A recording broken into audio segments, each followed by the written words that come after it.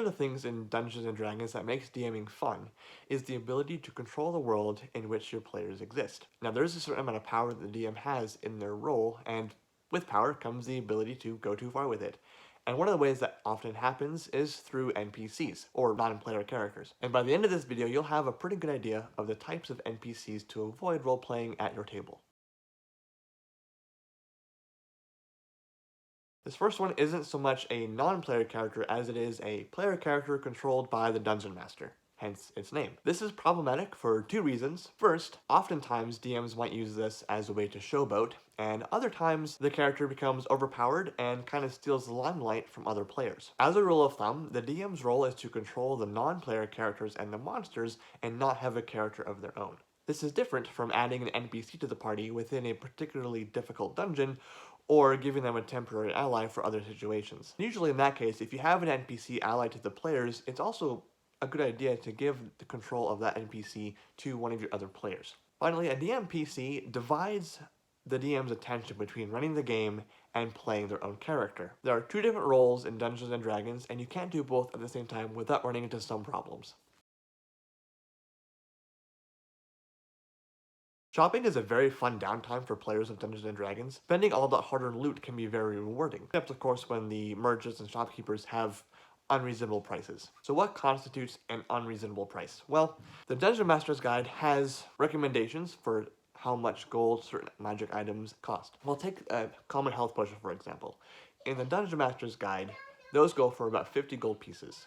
An unreasonable price would probably be 200 gold pieces for the same magic item. This NPC becomes a problem when every shop in the entire game world has these super high unreasonable prices. Players will feel that the DM is actively trying to bleed them dry and that gold loses its worth. A DM might try to pull this off if they feel like they've been giving their players too much gold or too much coin when they go out and loot dungeons, but having merchants with unreasonable prices is not the way to handle that.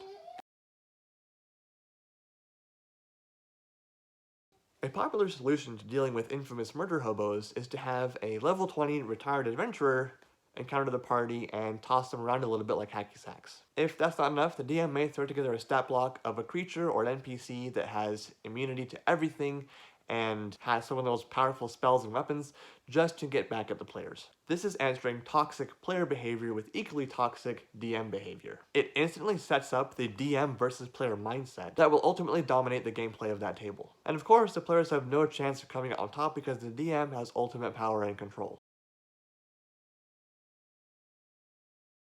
There's not many more annoying NPCs than the town guard who treats every single party as a group of ne'er-do-wells. This NPC is constantly following the players around, trying to interrogate them or arrest them.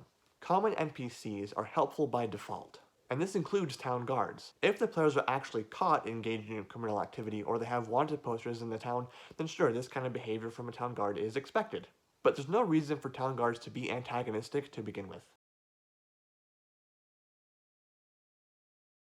Romance in Dungeons & Dragons can be an enriching experience for those who consent to that kind of gameplay. Unwanted romantic advances by an NPC to a player is just plain creepy. This NPC is creepy because they act against the consent of the targeted player. This usually leads to the player feeling very uncomfortable at the table and may lead to them just resigning from the campaign altogether. Depending on the extent of the NPC's actions, this kind of character can be considered harassment. If the player has not agreed beforehand at the possibility of having an NPC romantic prospect, then having even one interaction with an NPC this way is a no-go.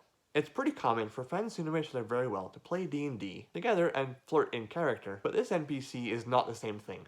And even amongst friends, this could go too far, so the best thing to do is to talk with your players beforehand about whether or not to involve romantic interest in the game at all.